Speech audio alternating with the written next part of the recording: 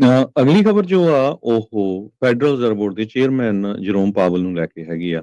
President Donald Trump ਹੋਣਾ ਨੇ ਆਪਣੇ ਹੀ ਲੀਡਰਸ ਦੇ ਨਾਲ ਇੱਕ ਮੀਟਿੰਗ ਕੀਤੀ, ਜਿਹਦੇ ਵਿੱਚ ਉਹਨਾਂ ਨੂੰ ਪੁੱਛਿਆ ਵੀ ਜੇ ਮੈਂ ਪਾਵਲ ਨੂੰ ਫਾਇਰ ਕਰਨਾ ਹੋਵੇ ਤਾਂ ਫਾਇਰ ਕਰ ਸਕਦਾ ਹਾਂ, ਕਿ ਤੁਹਾਡੇ ਕੀ ਵਿਚਾਰ ਆ।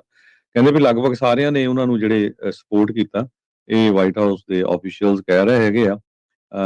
ਤੇ ਇਹ ਲਾ ਮੇਕਰਸ ਜੋ ਇਲੈਕਟਡ ਸੈਨੇਟਰ ਹੋਊਗੇ, ਕਾਂਗਰਸਮੈਨ ਹੋਊਗੇ, ਜੋ ਵੀ ਉਹਨਾਂ ਦੇ ਰਾਈਟ ਹੈਂਡ ਸਪੋਰਟਰਸ ਹੈਗੇ ਆ।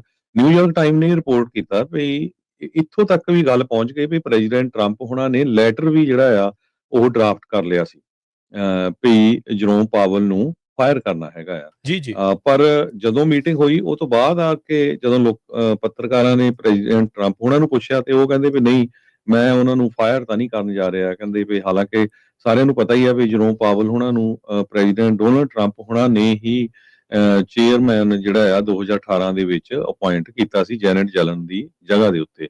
ਜੈਨੇਟ ਜੈਲਨ ਅੱਜ ਕੱਲ ਟ੍ਰੇਜਰੀ ਸੈਕਟਰੀ ਹੈਗੇ ਆ। ਸੀਗੇ ਹੁਣ ਨਹੀਂ ਆ। ਸੀਗੇ ਉਹ ਪਹਿਲਾਂ ਪ੍ਰੈਜ਼ੀਡੈਂਟ ਜੋ ਬਾਈਡਨ ਉਹਨਾਂ ਨੇ ਉਹਨਾਂ ਨੂੰ ਅਪਾਇੰਟ ਕੀਤਾ ਸੀਗਾ।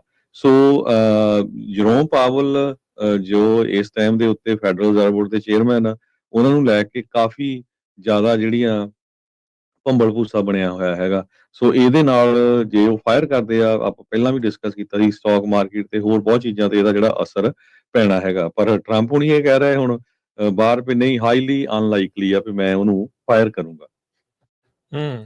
ਜੀ ਬਿਲਕੁਲ।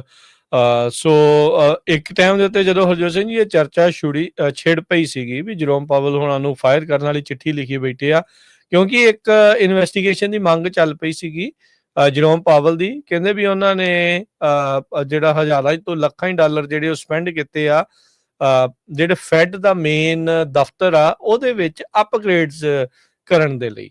ਸੋ ਕਹਿੰਦੇ ਵੀ ਉਹ ਉਸੇ ਆਧਾਰ ਦੇ ਉੱਤੇ ਟਰੰਪ ਹੋਣਾ ਨੇ ਸੋਚਿਆ ਸੀਗਾ ਵੀ ਆਪਾਂ ਜਿਹੜੇ ਫੈਡ ਦੇ ਚੇਅਰ ਆ ਪਾਵਲ ਆ ਉਹਨਾਂ ਨੂੰ ਬਾਹਰ ਦਾ ਰਸਤਾ ਜਿਹੜਾ ਉਹ ਦਿਖਾ ਦਿੰਦੇ ਹੈਗੇ ਆ। ਸੋ ਫੈਡਰਲ ਰਿਜ਼ਰਵ ਬਿਲਡਿੰਗ ਜਿਹੜੀ ਵਾਸ਼ਿੰਗਟਨ DC ਦੇ ਵਿੱਚ ਆ, ਉਹਦੇ ਵਿੱਚ ਕੰਸਟਰਕਸ਼ਨ ਵਰਕ ਚੱਲ ਰਿਹਾ ਹੈਗਾ ਆ। ਸੋ ਉਸ ਦੇ ਤਹਿਤ ਹੀ ਜਿਹੜਾ ਇਹਨਾਂ ਨੂੰ ਫਾਇਰ ਕਰਨ ਦੇ ਲਈ ਜਿਹੜਾ ਉਹ ਆਖਿਆ ਜਾ ਰਿਹਾ ਸੀ।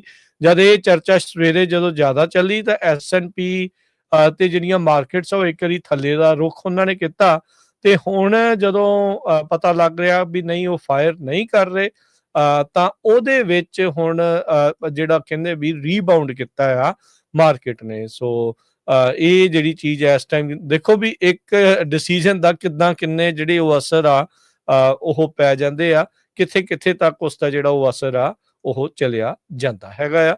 ਸੋ ਹਾਲ ਦੀ ਘੜੀ ਟਰੰਪ ਹੋਣਾ ਨੇ ਆਖਿਆ ਵੀ ਉਹ ਜਿਹੜੇ ਜਰੋਮ ਪਾਵਲ ਆ ਉਹਨਾਂ ਨੂੰ ਬਾਹਰ ਦਾ ਰਸਤਾ ਨਹੀਂ ਦਿਖਾ ਰਹੇ ਹੈਗੇ।